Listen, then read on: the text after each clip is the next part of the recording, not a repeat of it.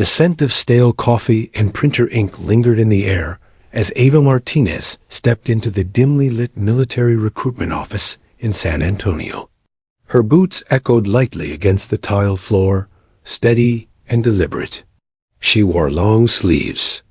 Despite the heat outside, the fabric pulled tight over her scarred arms. Her face, though partially healed, bore the unmistakable texture of deep burned scars that ran along her jawline and neck. She had grown used to the stares, but that didn't make them easier to endure. Behind the front desk sat two recruiters, Sergeant Blake and Corporal Harris, half watching a football game muted on the office TV. When Ava walked in, their heads turned. The moment their eyes landed on her, a silent exchange passed between them. It wasn't just surprise. It was amusement. Blake nudged Harris with his elbow and murmured, "Guess Halloween came early." Ava heard it. She always did. But she didn't react. She had no intention of giving them the satisfaction. "Name?" Blake asked, without lifting his eyes from her face.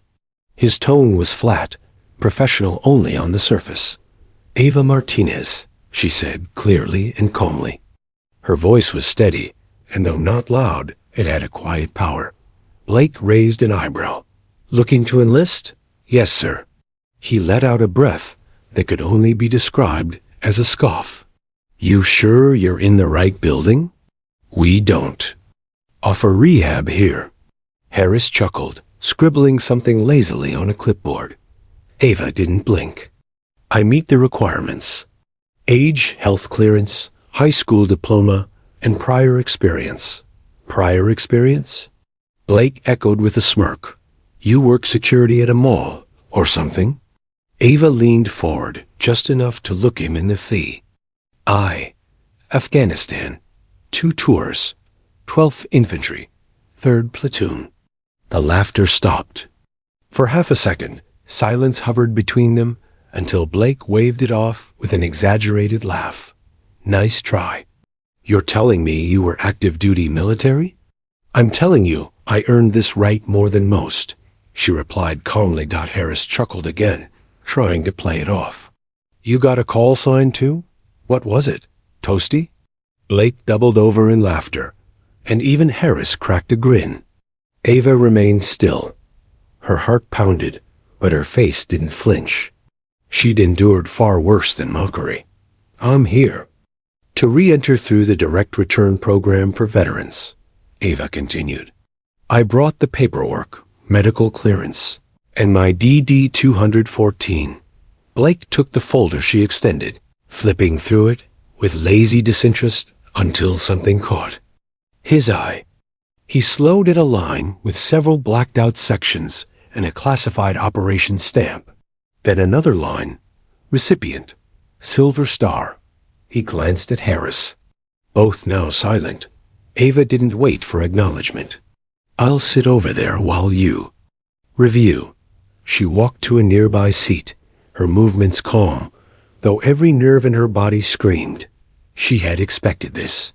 The looks, the jokes, the disbelief. It always came. But she had made a promise long ago, kneeling beside a fallen brother in arms, whispering through smoke and ash, "I'll make this matter. I'll keep going." Behind the desk, Harris whispered, "Did you see this? Silver Star? That's not something you fake."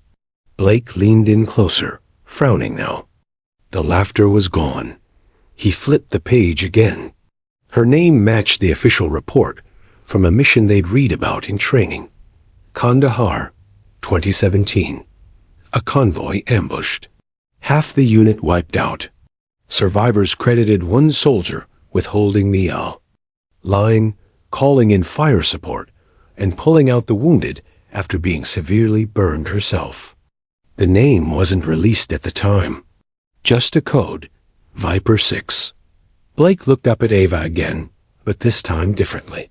She stared straight ahead, expression unreadable. No smugness. No demand for recognition. Just quiet strength. The sound of tires outside broke the moment. A black SUV rolled to a stop in front of the building. No one paid it much attention, except the driver who stepped out wearing 4 stars on his uniform. General Marcus Harlan walked toward the office, a thin folder under his arm, his face sterned out inside. Ava sat silently, the insults still fresh, in the air. But she didn't move, didn't speak, didn't flinch. She didn't have to. The office door creaked open again, but the recruiters didn't look up. General Harlan stepped in, scanning the room with quiet authority. He spotted Ava immediately. Their eyes met, but he said nothing, just a nod. She gave one back, subtle and respectful. Blake finally noticed the uniform and rank. He stood sharply, pulling Harris with him. "Sir?" "At ease," the general said, without returning the salute. He didn't even look at them. His eyes remained on Ava. But then, just as quickly as he entered, he stepped back outside. Ava didn't flinch. She knew exactly who he was and why. He was there, but she didn't plan to lean on him. Not now. Not yet. The door closed behind him, and the moment passed. "Big shot," Blake mumbled, probably looking for someone else. Ava turned her gaze back to the paperwork in front of her. She had passed the physical qualifications, submitted her veteran return application, and provided medical clearance. But now came the part she dreaded most, the subjective assessment. Harris handed her a test form and directed her to the back.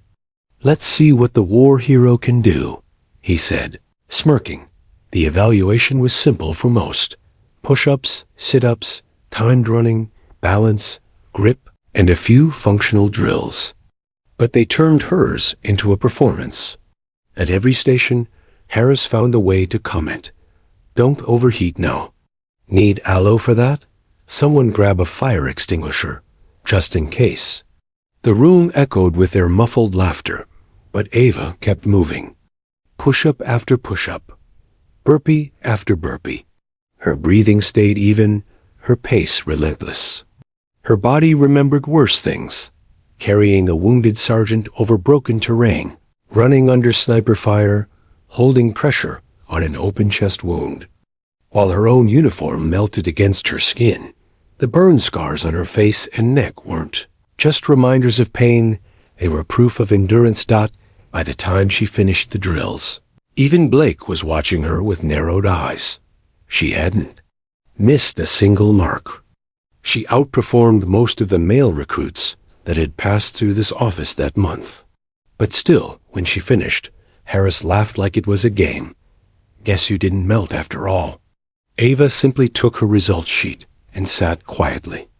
As the two scribbled notes into her file, she knew they would try to find any reason to dismiss her. It had always been like that. Some people wore their medals out loud. Others, like her, wore their battles on their skin, and that made people uncomfortable. She could have pulled rank. She could have named names, called up her citations, even mentioned the general. But she didn't. She wasn't here to demand respect.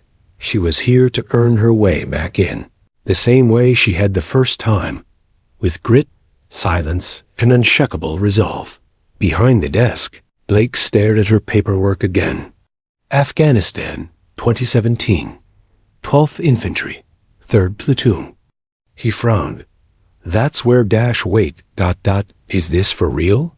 Harris leaned in. "That's the same ambush. The one with the ambushed convoy, firestorm. Survivors said one soldier held the perimeter. She called in air support while on fire." Blake muttered, "That can't be her. That soldier was classified, just known as Viper 6. Harris looked at Ava again more closely this time. The way she sat straight. The way she stared ahead, unreadable. The scars. The silence. "You think she's Viper 6? He whispered. Before Blake could answer, the office phone rang. Blake picked it up casually. "Recruitment office, Sergeant Blake." His posture shifted instantly. "Yes, sir. Right away." He hung up, face pale, Harris leaned over. What? Blake swallowed. We've got a special visitor coming back in 5. Told me to prep the office. He wants to speak with Martinez. General Harlan? Harris asked. Blake nodded stiffly. At that moment, Ava stood, walking to the desk without being called. I believe you have all the paperwork, she said calmly. Is there anything else I need to do before you forward it? Blake cleared his throat. We're reviewing it again. Will notify you? No need, Ava replied, eyes locked on his. I've already been notified. Outside, the SUV door slammed shut. Heavy boots marched toward the entrance again, and this time, the room would never be the same. Ava stared straight ahead as the door behind her creaked open once again. The recruiters instinctively rose from their seats. General Marcus Harlan stepped inside, his face weathered but composed. His eyes locked onto Ava, then scanned the room. Like a battlefield. He didn't need to ask questions. He'd already read the situation the moment he entered. Blake and Harris stiffened. Harlan ignored them. Martinez, he said firmly, stepping forward. She stood with a salute. Posture perfect. Viper 6, he corrected himself, loudly, deliberately. Harris's mouth parted in confusion. Blake blinked. You may speak freely. Harlan added. Yes, sir, Ava said, voice steady. There was a beat of silence before Harlan turned to the desk. These men give you any trouble? Ava didn't answer. She didn't need to. The general looked at Blake and Harris. Do you even know who's standing in front of you? Neither replied. She's the reason I'm alive, Harlan said. And why any of you have the freedom to sit behind a desk and judge others. His voice was low, but sharp as a blade. The room went dead silent. She was 23 when her convoy was ambushed outside Kandahar, he continued, walking slowly toward the desk. The first IED took out the lead truck. Enemy fire poured from the hills. Smoke, chaos, blood. Then another explosion ignited the rear vehicle hers. He turned to face them fully now. Do you know what she did? Blake and Harris shook their heads, eyes wide. She crawled through fire. Flames were eating her uniform, her skin. But she didn't stop. She pulled out Sergeant Keller with both legs shattered.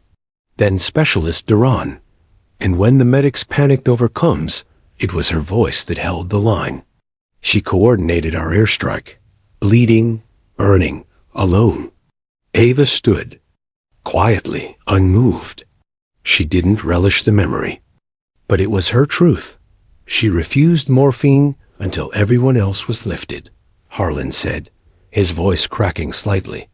And when we finally got her out, she whispered one thing, get them home. Harris swallowed hard. Blake looked, like he wanted to disappear into the wall. Harlan pulled a thin, dark case from his coat. He opened it gently and laid it on the table. Inside was the silver star. She didn't want a ceremony. She didn't ask for headlines. Just said she'd come back one day. And here she is, treated like garbage. He turned to Ava. You still want to re-enlist? I do, sir, she replied firmly. Not through them, through me. Ava hesitated. She glanced at Blake and Harris, not in spite, but with a calm that shamed them more than rage ever could. Harlan continued. We've got a new leadership division. Advanced tactical and ethical training. We need soldiers who've lived it, not just talked about it. I want you leading that program. Ava gave a slight nod. Yes, sir. The recruiters looked stunned, their previous arrogance crushed under the weight of truth.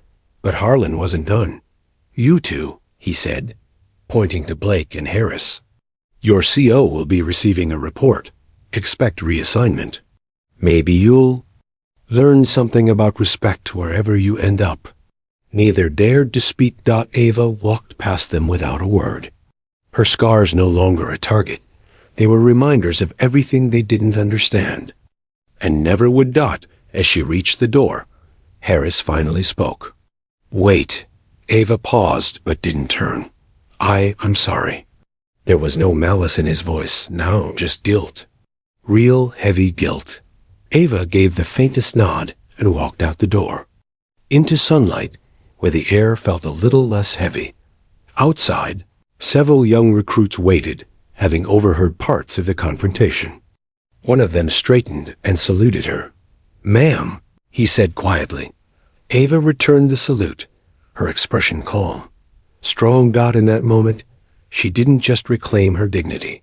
She reclaimed her identity, Dot not just a soldier, a legend. And the world was finally beginning to see it.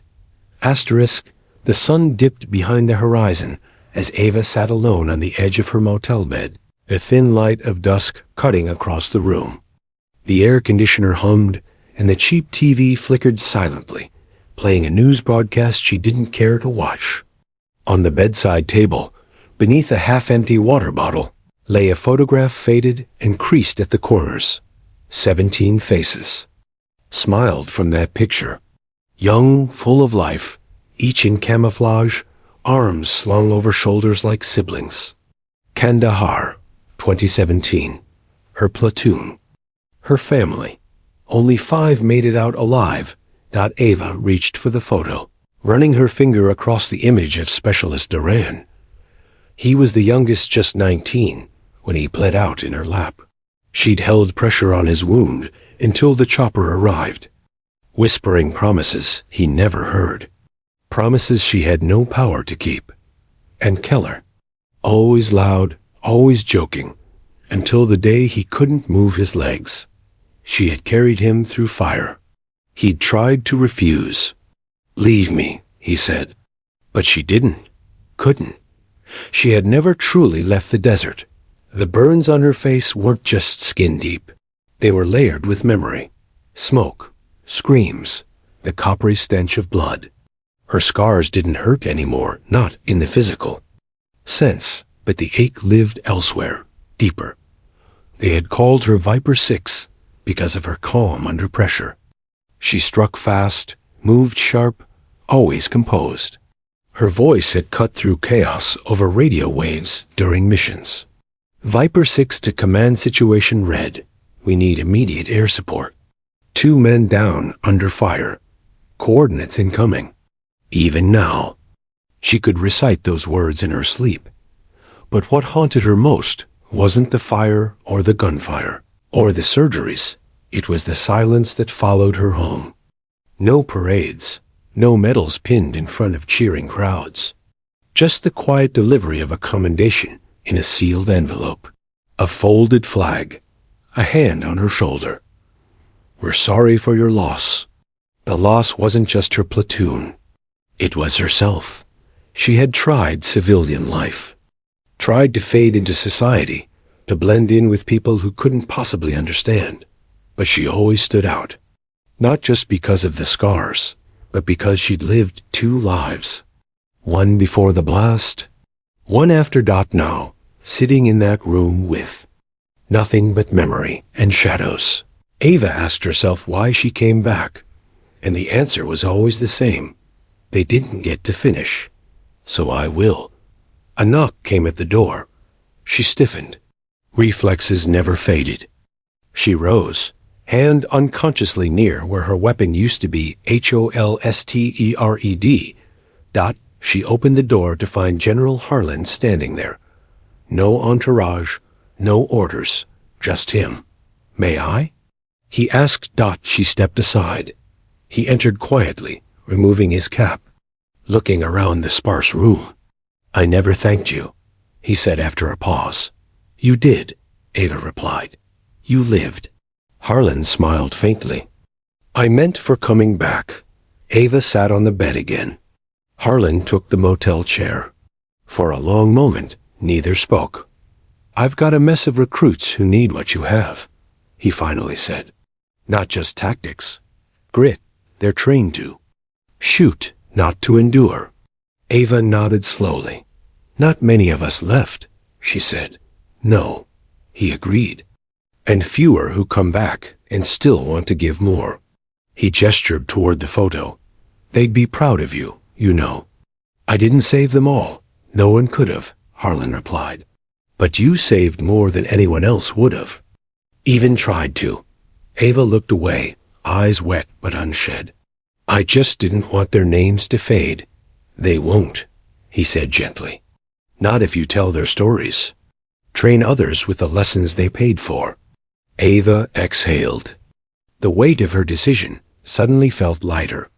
I'm in, she said. Harlan nodded. They sat a moment longer. No more ranks. No more uniforms. Just two soldiers bound by memory. When Harlan left, Ava stood at the window, looking out at the road ahead. And for the first time in years, it didn't look like an escape. It looked like a return. 2 weeks later, Ava walked through the wide gates of Fort Rainier, a base she hadn't seen since her first enlistment. The morning sun cut across the pavement as young recruits jogged past in formation, shouting cadence. She moved with quiet confidence, uniform crisp, scars visible, and UNHID this time. She wore them like armor. General Harlan had arranged everything: clearance, assignment, and a new title, Leadership and Combat Ethics Instructor. She was no longer a soldier in the ranks. She was the one shaping them. Inside the training center, a row of fresh cadets stood stiffly as Harlan introduced her. This, he said, is Sergeant Ava Martinez. You will address her as Instructor Martinez.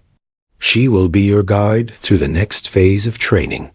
Her job is not to yell, not to punish, but to prepare you for things books and drills never will.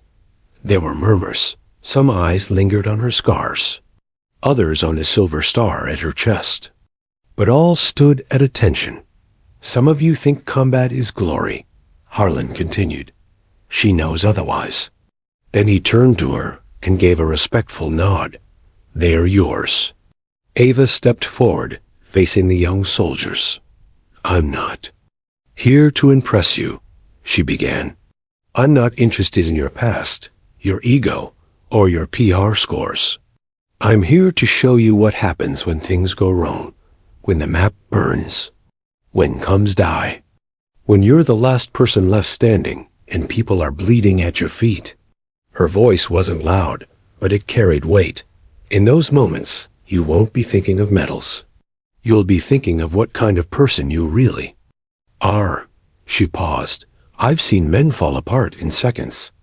And I've seen kids barely out of high school hold a line no one else could. It has nothing to do with your body. It's in your mind, your heart, your reason to fight. The room was silent. Then, slowly, one recruit raised his hand. Ma'am, what was your call sign? Ava looked at him for a long moment. Viper 6. The silence deepened. The name had floated through stories, rumors, field manuals. But now the legend had a face. One cadet whispered, "No way." Ava continued, I didn't come back here to be recognized. I came because people like you, if trained right, can save lives. She walked the line slowly, meeting each gaze. Not to intimidate, but to remind them she was real. I will never lie to you, she added. You'll fail under me before you ever fail out there, because I'd rather you bleed in training than in a ditch across the world.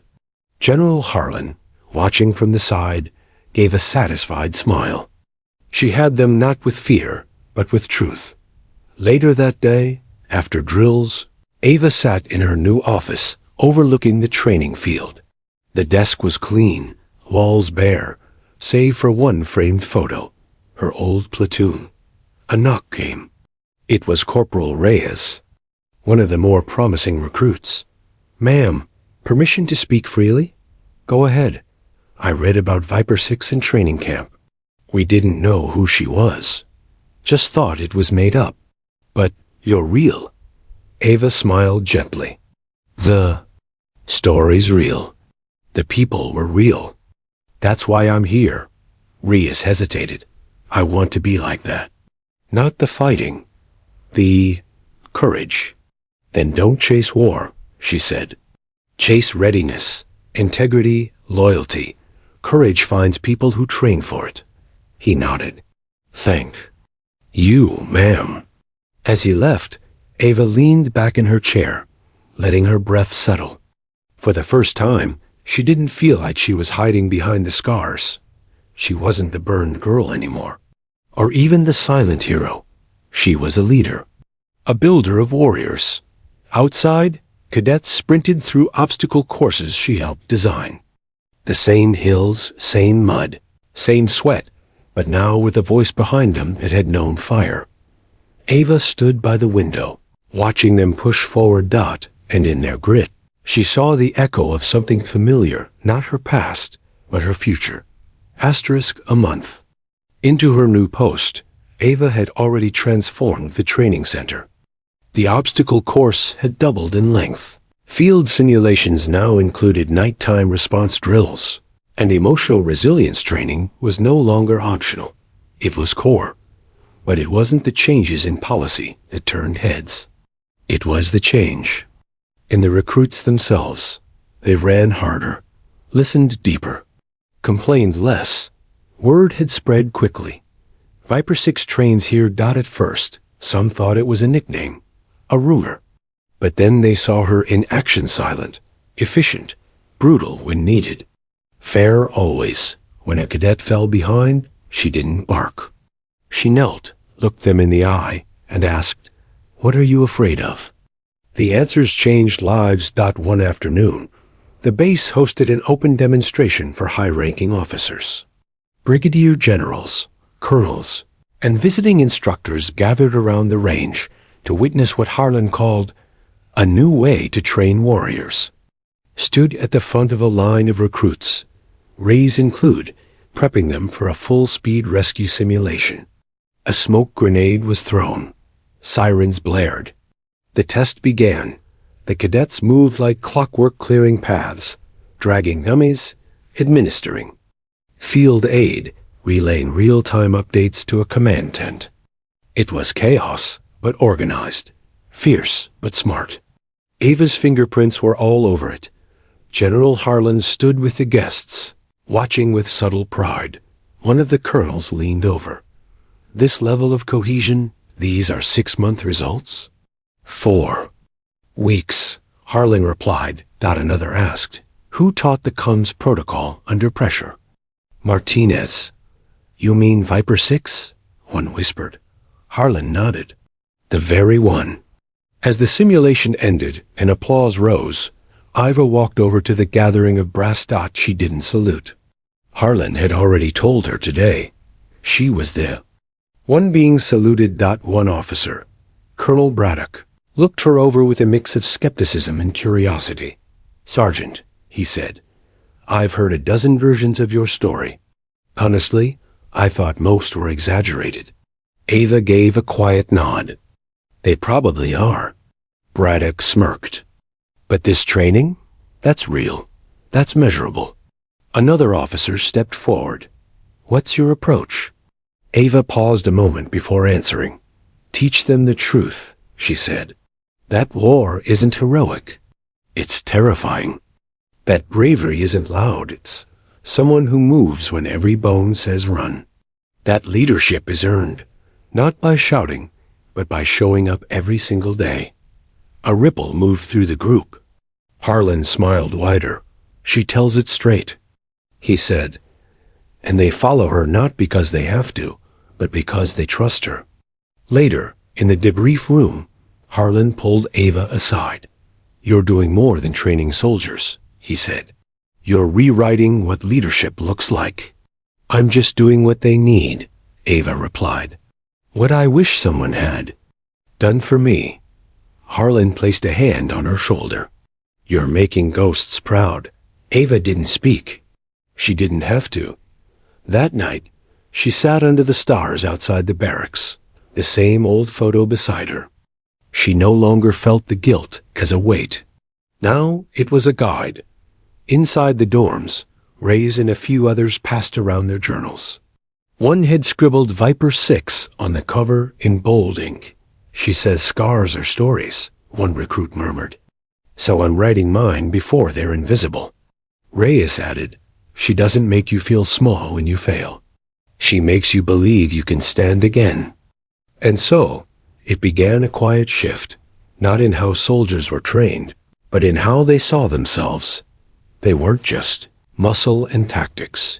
They were endurance, heart, memory, future. And at the center of it stood a woman who had once been mocked. For her scars now, the most respected leader on base. Ava Martinez didn't teach them how to fight. She taught them why they should bother surviving. The months passed in a blur of drills, lectures, and long nights reviewing training materials. Ava Martinez had settled into her role as leadership and combat ethics instructor with a fierce dedication. Each day, she poured every ounce of experience and resilience into the recruits, who now looked up to her, not just for her medals, but for the unshakable truth she embodied. Her scars were no longer a burden, but a symbol. A reminder that strength isn't just physical. It's the ability to keep going when everything inside screams to stop. News of her work spread beyond Fort Rainier. Other bases began asking for her expertise. She was invited to conferences, think tanks, and panels on veteran reintegration and leadership training. The woman once mocked by recruiters was now shaping military doctrine. One afternoon, as she walked through the base gym, a group of young officers approached her with a proposal. "Ma'am," said Lieutenant Sanders, "we want to start a program in your name focused on resilience training for wounded veterans returning to duty." Ava paused. "Why me?" "Because you don't just teach tactics, you teach survival and hope." The offer humbled her. She accepted. The program launched. With a small team of therapists, combat veterans, and training officers. Ava worked closely with psychologists to build a curriculum addressing not only physical recovery, but mental fortitude, something she knew was often ignored. Her recruits became her first graduates in this new course, many returning from injury or trauma and finding renewed purpose. But the biggest challenge lay ahead. Ava had been nominated for the Distinguished Service Medal, not for valor on the battlefield.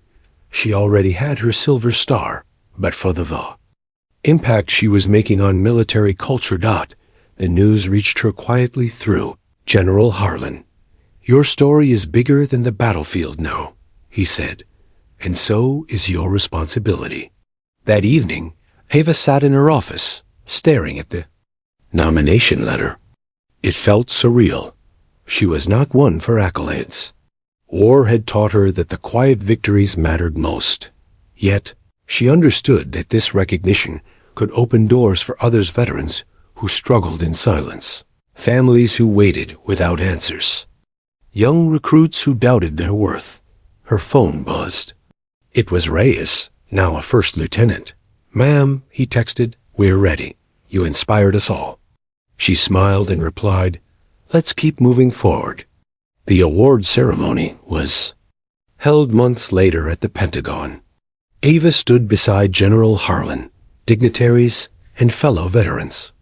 Cameras clicked, speeches echoed, but her mind was elsewhere, on the soldiers back home, on the scars that told stories no medal ever could. As the medal was pinned to her uniform, she felt the weight not of medal, but of responsibility. Afterward, a young soldier approached her nervously. "Ma'am, I just want to say thank you. I thought my injuries made me useless, but you showed me strength comes in many forms." Ava placed a hand on his shoulder.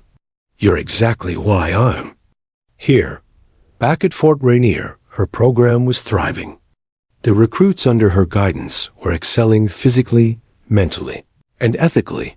Her legend was no longer whispered. It was spoken loudly in halls and classrooms. She was a living proof that even when the world mocked her scars, you could still rewrite the story. And as Ava looked out over the training fields, she knew her mission was far from over. because every scar told a story, and every story deserved to be heard. Asterisk, the memorial ceremony at Fort Benning was supposed to be routine another. Stone wall unveiled, more names carved into granite. But this time, the air felt different.